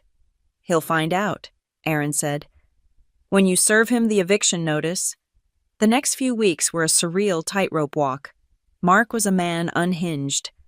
He had been suspended from Northway Meridian Freight, pending a full internal investigation. He had, according to my new bank statements, maxed out his personal credit cards, paying for a high-priced lawyer of his own. He left me dozens of messages. They ranged from pathetic, whimpering apologies to furious, teeth-gnashing threats. He was at his parents' house, sleeping on their sofa, as Linda had refused to leave my side, and his presence made Lily sick. And all the while, the mail kept arriving at the suburban house, the official notices, the closing documents, the title transfer. He had abandoned his post, and in doing so, had given me clear, unfettered access to the entire playing field. The day of the closing, I signed the papers with a hand that did not shake. That afternoon, I was officially, legally, and solely the owner of apartment 3B. I went back to Aaron's office. His assistant, Sarah, handed me a new file. It was thicker than the first. A heavy bright blue plastic file. "What's this?" I asked. "The this you're going to knock on his door with," Aaron said, walking out from his office. The cream-colored envelope was a suggestion, a warning. This is the execution. I opened it. On top was a crisp, legally binding notice to vacate property, giving the current, unauthorized occupant, Mr. Mark Scott, exactly 30 days to remove all personal belongings. Underneath that was the filed petition for divorce. No more drafts. This one had a stamp from the court. Underneath that, a copy of the official criminal complaint I had filed with the district attorney's office for felony forgery. And underneath that, the full, devastating report from Northway Meridian Freight's internal investigation, which Aaron had managed to get a copy of, detailing not just the apartment fraud, but 2 other creative accounting incidents he had uncovered. It was a career-ending document. "I'm not mailing this, am I?" I said, my voice quiet. "No," Aaron said. "He is a man who delivers his worst news in person, at a dinner table, surrounded by family. It seems only fitting that you deliver your news in person, at his safe house, with no one around but him." He checked his watch. "Rita Halpern has been watching the apartment. Jenna is taking her boys to a kids' movie, and then to their father's. She'll be gone for the night. Mark is there right now, alone, probably drinking whiskey and staring at the bunk beds." I closed the blue file. It was heavy in my hands. "Go, Holly," Aaron said, his voice gentle. "Go end it." Rita's text message arrived at 7:03 p.m. on Friday. It was a single, concise sentence. "Target is home. Partner just arrived. Kids are confirmed at the ex-husband's location for the weekend. 3B is a 2-adult scenario. Green light." I read it, took a deep breath, and picked up the heavy, blue plastic file from my desk. The movie night Mark had texted Jenna about was on. It was the perfect, clean window, no children, no collateral damage, just the 2 people who had made the choices. Inside apartment 3B, I knew exactly what it looked like. Rita's reports had been supplemented by the furniture receipts. The new gray sofa, the one bought with Lily's $5,000, was soft and deep. Jenna, oblivious, would have been setting the scene for their special night, a bottle of cheap, sweet red wine, the kind Mark always hated but now pretended to like. Maybe she'd strung up some of those tiny, battery-powered fairy lights, trying to make the old, honey-yellow walls feel magical. She would be curled up on the sofa, a soft blanket over her legs. I could almost hear her voice, hopeful and naive, as she patted the cushion beside her. "This place is so cute. Mark, it feels right. Maybe one day we could even buy it, make it really, really ours." And Mark, suspended from his job, his career hanging by a single, fraying thread, would be lying to her. He'd sip the wine he despised, force a smile, and rub her foot through the blanket. "We'll see, babe, we'll see. It's just, there's a little paperwork at the office, a small tangle, nothing I can't handle." He would reassure her that, after the divorce is final, everything would be clear. He, the great CFO, the man of numbers, had no idea how clear things already were. He had no idea that the paperwork was already finalized, and that he was the last to know. While he was sinking into his new sofa, I was driving. The blue file sat on the passenger seat. It was heavy, weighted with affidavits, bank statements, and the full, crushing report of his corporate fraud. It was a physical anchor in the car. In my cupped left hand, digging into my palm, was the key. Not the shiny new one the owner gets, but the old, worn bronze key from 15 years ago. My original key. The legal, primary tenant key. It felt like both a shield and a weapon. The drive from the suburbs to downtown Maple Street was a drive back in time. The red brick of the old factories, the narrow streets. I remembered the first time we made this drive, in a rented U-Haul, following each other. We were 24, and the U-Haul was filled with mismatched hand-me-down furniture. I remembered carrying a heavy cardboard box labeled kitchen up those 3 flights of stairs. Mark right behind me with another. Both of us laughing and out of breath because the elevator was broken. We'd collapsed on the bare floor, ordered pizza, and christened the apartment with a cheap six-pack, dreaming of the future we had now, the future he was setting on fire. I pulled into the familiar, cramped parking lot behind the building, the same cracked pavement, the same overflowing dumpster. I sat for a moment, the engine ticking as it cooled. I looked up at the wall of red brick, at the rectangle of light that was the window of apartment 3B, my window. It felt like walking into a beautiful memory, but it also felt like approaching the scene of a spiritual crime. I pulled out my phone. I didn't text Aaron. I didn't text Lily. I texted Marlene. Marlene, this is Holly Scott. I'm in the parking lot. I'm going up to Unit 3B now to speak with Mr. Scott about the notice to vacate. Just giving you a heads up. I waited. A few seconds later, my phone buzzed. Marlene. Heard there was a screaming match in the hall last week. The neighbors are jumpy. I type back. There will be no screaming. This is a legal notification. No children are present. No violence. I'll be quiet. Another buzz. A new message. Marlene. Understood. Good luck. Owner. That one-word owner straightened my spine. Inside 3B, the cozy, fictional mood was being broken by technology. Mark's laptop, the one issued by Northway Meridian Freight, was open on the small dining table. An email notification popped up. Insistent. The sender was from the company's legal department. The subject line was unmissable. Urgent mandatory Monday meeting professional ethics board. He saw it. He frowned. That cold, anxious feeling he'd been fighting all week pricked at him. Monday. They want to fire me on a Monday. Mark, babe? Jenna called from the sofa, patting the cushion next to her. Come on. The movie's starting. Stop looking at work. He looked at the email. He looked at her. He chose the distraction. He snapped the laptop shut. Right. Sorry. It can wait. It's just paperwork. It'll all be sorted by Monday. He walked over, sinking into the sofa, pulling her against him. He was a man whistling past his own graveyard, completely unaware that Monday was irrelevant.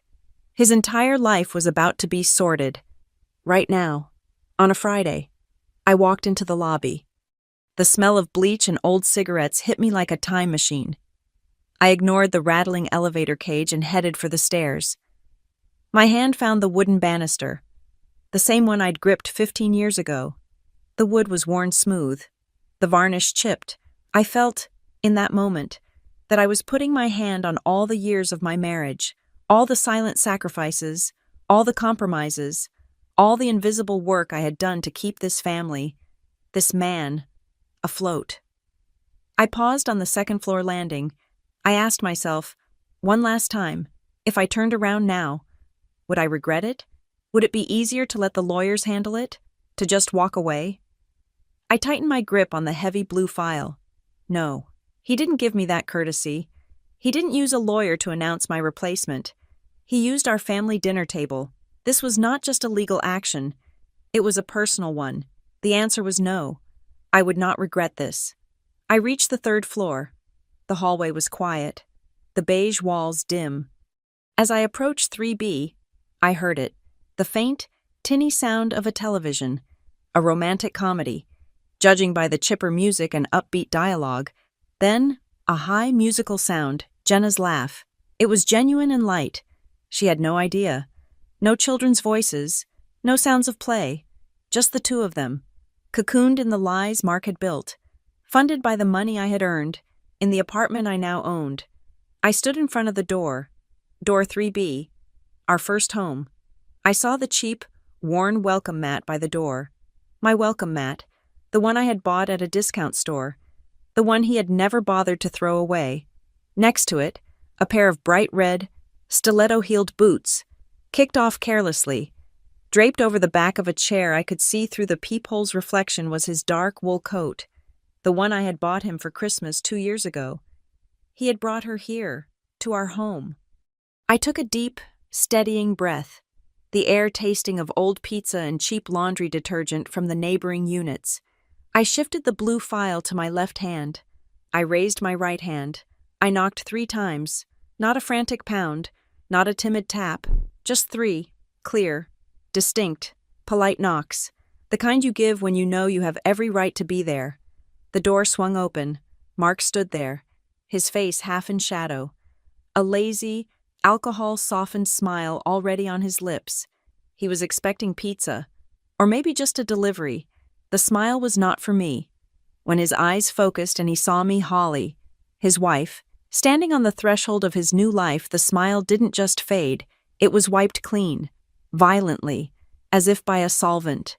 Every drop of blood drained from his face, leaving a pale, clammy mask of disbelief. "Holly," he breathed. It wasn't a question. It was an accusation. From behind him, deep within the apartment, a woman's voice called out, light and musical. "Who is it? Babe, did they forget the garlic knots?" Mark didn't answer her. He just stared at me, his body rigid, his hand gripping the doorknob. "You can't be here," he hissed, his voice a low, panicked whisper. He started to step out into the hallway, trying to block my view, trying to contain me, but I'd already seen it. Over his shoulder, I saw our old living room, the honey yellow walls now covered in a generic, sterile gray paint. I saw the new sofa, the one bought with my daughter's education. I saw the cheap fairy lights, trying and failing to create warmth. And on the wall, taped up like college dorm decorations, was a string of Polaroid photos, Mark grilling in a park, Mark smiling, holding the hand of a little boy, Jenna, kissing him, the two boys on their shoulders.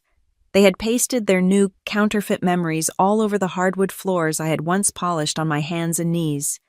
"Babe." The voice was closer. Jenna appeared in the short hallway behind him. She was exactly as Rita's photos had shown, young, dark-haired, and pretty in a way that looked exhausting to maintain. She was wearing one of his old blue button-down shirts, the one I'd bought him, and nothing else. Her hair was damp. Her feet were bare. She was holding a half-full glass of red wine. Her eyes landed on me. She smiled. A polite, confused, "Who is this?" smile. Then her gaze flickered to Mark's terrified face, and back to me. The smile froze. I could see the gears turning. The rapid, frantic calculation. This isn't a neighbor. This isn't a delivery driver. She was connecting the dots, trying to make my presence fit into the narrative he had sold her. The ex-wife who moved to another state. The amicable split. "Hi, Jenna," I said. My voice was calm, pleasant, as if I were meeting her at a PTA meeting. "I'm Holly Scott." I let the name hang in the air. Her eyes widened. She knew the name. "Legally," I continued, "according to the state of this, I am still Mark's one and only wife, and—" I held up the heavy blue plastic file, the this I had brought with me. "As of 3 days ago, I am also the legal owner of this apartment." Jenna's hand, the one holding the wine, began to tremble. "Get out," Mark snarled. Finally finding his voice, he lunged for my arm, trying to grab the file, trying to pull me out, to shut the door on the collision of his two worlds. I was expecting it. I sidestepped him easily. He was clumsy with whiskey and panic. I moved past him, over the threshold, and into my home. The smell of popcorn and cheap wine filled the air. The romantic comedy was still playing on the television.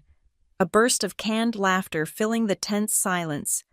"Holly, I am warning you," Mark yelled. Scrambling after me, I ignored him. I walked directly to the new coffee table, the centerpiece of their love nest. I placed the blue file squarely in the center, on top of a stack of her magazines. Jenna just stood there, a statue of confusion, the wine glass shaking so hard that red drops spattered on the floor. "You," Mark stammered, pointing a finger at me. "You have no right. Don't talk to me, Mark," I said, not even looking at him. I turned my full attention to the other woman. "He's the one who's been lying to you. Jenna, not me."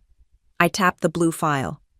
"If you want to know who you're really sleeping with, who is paying for this sofa you're sitting on, you should probably be the one to open this." Mark made a choked sound. "Jenna, don't. It's just legal papers. She's crazy. She's trying to set me up. But Jenna's eyes were locked on the file. She had to know. The lies he'd told her about me had clearly been flimsy, and here I was. Not in another state, not a ghost, but a very solid, very calm woman standing in her living room, her hand, shaking violently, reached out. She flipped open the cover. She didn't have to dig. Aaron had arranged it perfectly. On top was a single, glossy 8x10 photo. It was our wedding picture. Mark and me, 20 years younger, stupidly happy, cutting the cake. "What? What is this?" she whispered, her voice barely audible. "That's us," I said. Before, she turned the page, the forged lease, my signature next to his forgery. She was smart. She saw the name Holly Scott, primary tenant. She turned the page again, a copy of the email from Northway Meridian Freight, the one about the ethics investigation. "Mark," she said, her voice rising, "what is this professional ethics board?" "It's nothing," Mark snapped. "It's a paperwork misunderstanding. She's trying to get me fired." "Am I?" I said, my voice still light. "Or did you get caught using your company to pay for your affair? Keep reading." Jenna, she turned the page, the bank statements, highlighted in bright yellow. The joint account of Mark and Holly Scott, and the withdrawals, the rent, the utilities, the furniture store. She saw, in black and white, that the very sofa she was sitting on, the bed she slept in, the bunk beds for her children, were all paid for by the woman standing in front of her. And then, the final, curated page, the transfer for the $5,000, the one I had tracked. Aaron had printed the screenshot from Lily's tuition portal, showing the zero balance, and placed it right next to the wire transfer confirmation to the furniture store. Jenna's breath hitched. This says Lily's tuition fund. Who is Lily?" "That," I said, my voice turning to ice, "is his daughter, our daughter. He stole her college money to buy you this sofa." Jenna dropped the file. The papers scattered across the floor. "Oh my God," she whispered. "Oh my God. Mark." Mark was breathing heavily, his face purple. "She's lying. It's not like that. It was a temporary loan. I was going to pay it back. You're twisting everything. Holly, you're a vindictive bitch. And you're a criminal," I said calmly. I bent down, picked up one of the scattered pages, and held it out for Jenna to see. It was the warning from the DA's office. "Felony forgery. Mark, that carries a potential prison sentence of 1 to 3 years. That's not a paperwork misunderstanding." Jenna was staring at Mark, her eyes wide with a dawning, sickening horror. You told me you were divorced. You told me it was all over. That she was the one who left. You told me—" "He lied," I said. "He's been lying to both of us. Look." I picked up another sheet, the printed text messages. "Read this one," I said to Jenna, holding it out. It was a text from Mark to her, dated 3 weeks ago. "Can't wait to see you. You're the only one I can even think about. I love you." "And now read this one," I said, pointing to the column next to it. A text from Mark to me, sent 10 minutes later on the exact same day. "Stuck at the office. This audit is killing me. Going to be late. Love you. Halt. Don't wait up." Jenna looked at the paper, then at Mark. The blood drained from her face. She wasn't just a mistress. She was a fool. He hadn't just used me. He had used her. You copy-pasted, 'I love you,'" she whispered, her voice cracking. "Jenna, baby, listen to me," Mark pleaded, finally moving toward her. "She's setting us up. This is an illegal setup. We can fight this. We can—" Jenna recoiled from him as if he were on fire. "Don't touch me." She stood up. She was crying now, but they were not tears of sadness. They were tears of pure, unadulterated rage. She grabbed her purse from the end of the sofa. She fumbled with her keys, her fingers shaking. She ripped a single, bronze key off her keyring. the key he had given her. She threw it at his chest. It bounced off his shirt and landed on the floor. "I will not be the woman who lets you steal from your own daughter," she spat, her voice thick with disgust. "I will not let you use your wife's money to build a fake, pathetic future for my children. We are done." She grabbed her red boots from the floor, not even bothering to put them on. She marched toward the door, her bare feet slapping against the floorboards. As she passed me, she paused, her face just inches from mine. She was trembling. "Thank you," she whispered, the words ragged. "Thank you for being straight with me. I'll be a witness. If you need me to testify about the lies, I will." And then she was gone. She ran down the hallway, and I heard the sound of her, sobbing, as she slammed the stairwell door. The apartment was silent, save for the idiotic, cheerful dialogue still playing on the television. Mark stood in the middle of the room, a shipwreck of a man. He was surrounded by the scattered evidence of his lies, the wedding photo, the forged lease, the bank statements. He looked at the empty doorway where Jenna had been. He looked at me. His face crumpled. The rage was gone, replaced by a pathetic, desperate fear. "Holly," he whispered. "Holly, please, you've made your point. Okay, you win. Just please don't send that to the board. It's my whole life. It's my job. I'll sign whatever you want." I looked at him, a hollowed-out stranger standing in my old apartment. I felt nothing, no pity, no anger, just an ending.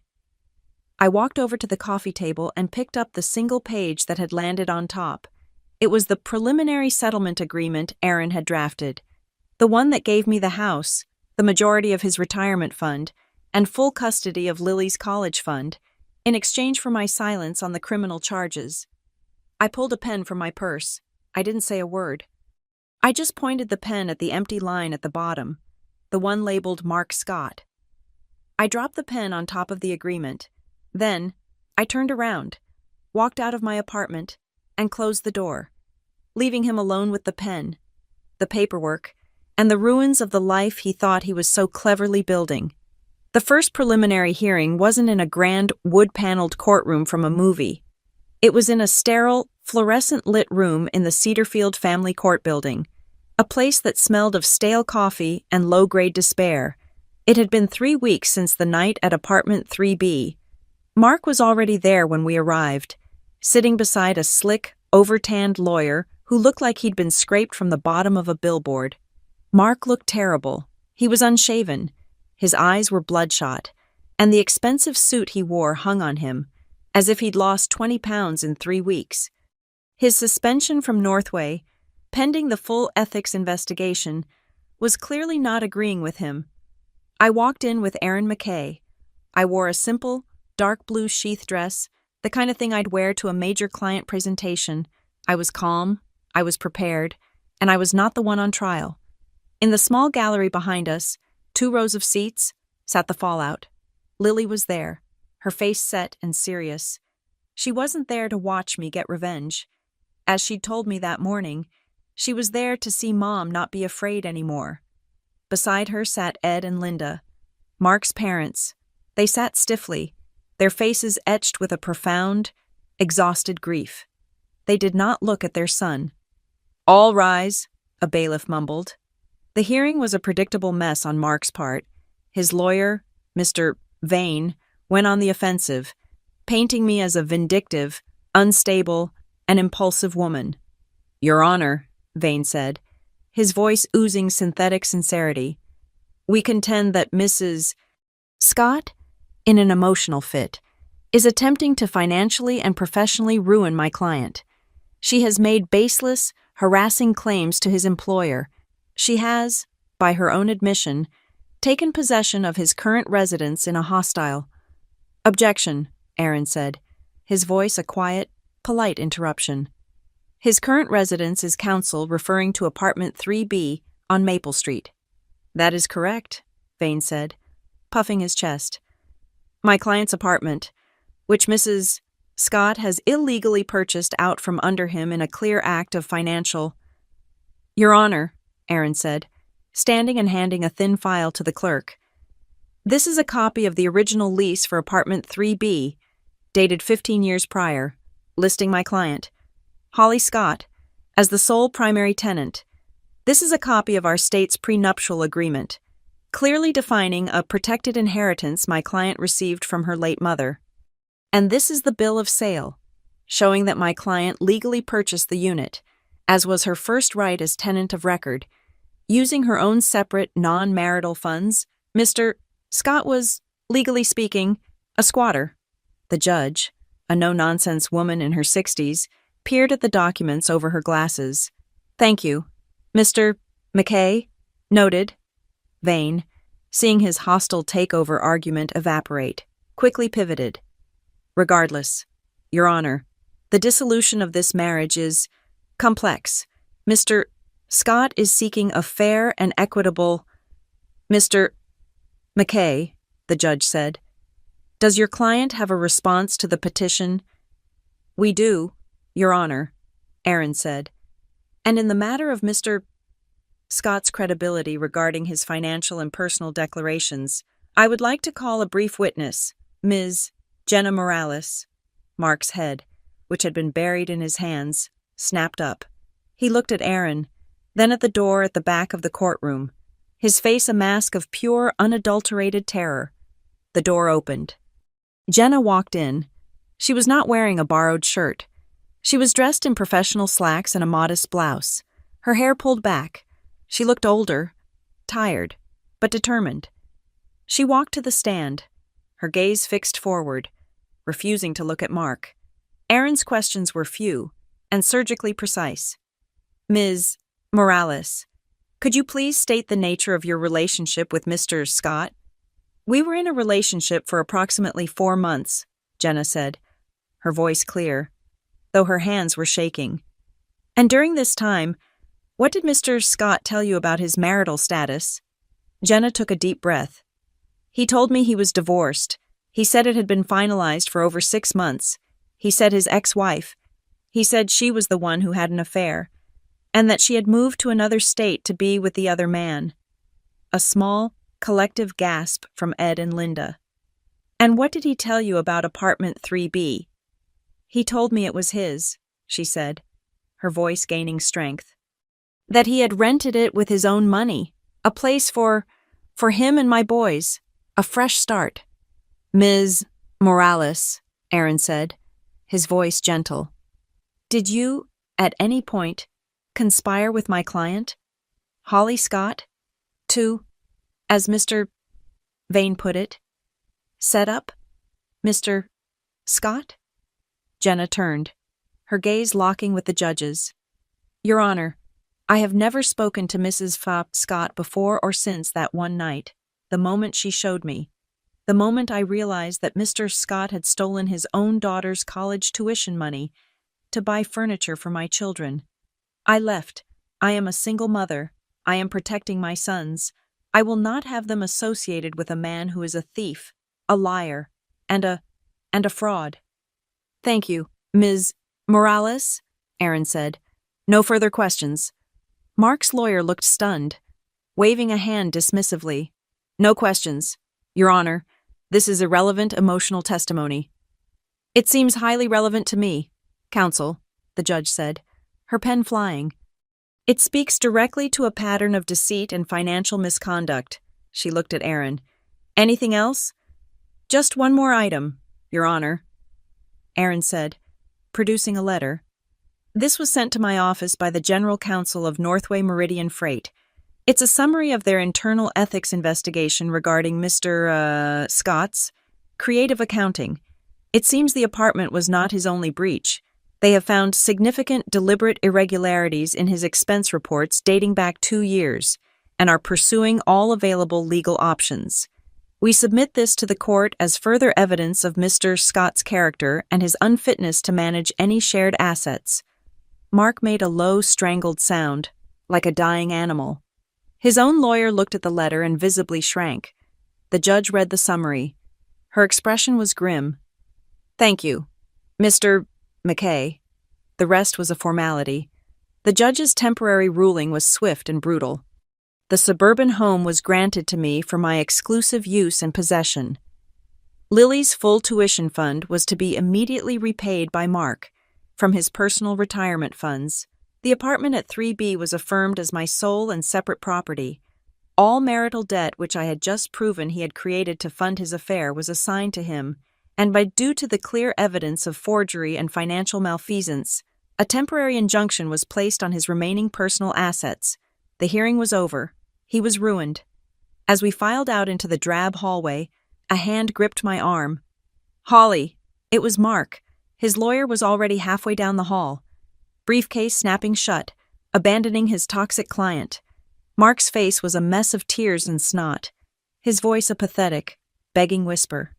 "Holly, please, you have to call them, at Northway. You have to tell them you were mistaken, that it was a misunderstanding. They're talking about prosecution. Holly. It's my whole life. It's my career. You can't just destroy me, please." I stood there, looking at this stranger, this man I had loved. I remembered his hand on my back at my mother's funeral. I remembered him teaching Lily to ride a bike, and then I remembered the forged signature, the bunk beds, the look on Lily's face at the dinner table. "I didn't do this, Mark," I said, my voice as calm and steady as it had been that night in the apartment. "You did. No, you sent the letter, you called them, you did this."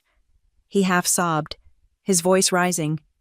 "I didn't send the letter," I said. "I just delivered it to the right address. You wrote it every time you lied, every time you faked a signature, every time you stole from our daughter. I didn't destroy your career. Mark, I just turned on the lights." He stared at me, his mouth open, finally understanding. "I'm not calling them," I said. "I'm not bargaining. I am not going to help you." From the second that Judge's gavel hit the wood, your life, your career, your prosecution, it's no longer any of my concern. I pulled my arm from his grasp. His hand fell away. That, I realized, was the final revenge. Not the apartment, not the money, not the job. It was this final, absolute indifference. I was no longer tied to him.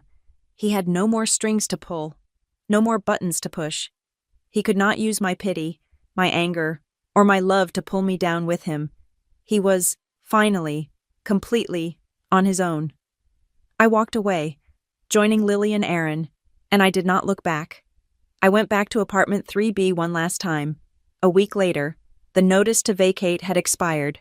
Per the court order, a moving crew, paid for by his father, had been there and removed all of his and Jenna's belongings. The new gray sofa was gone. The bunk beds were gone.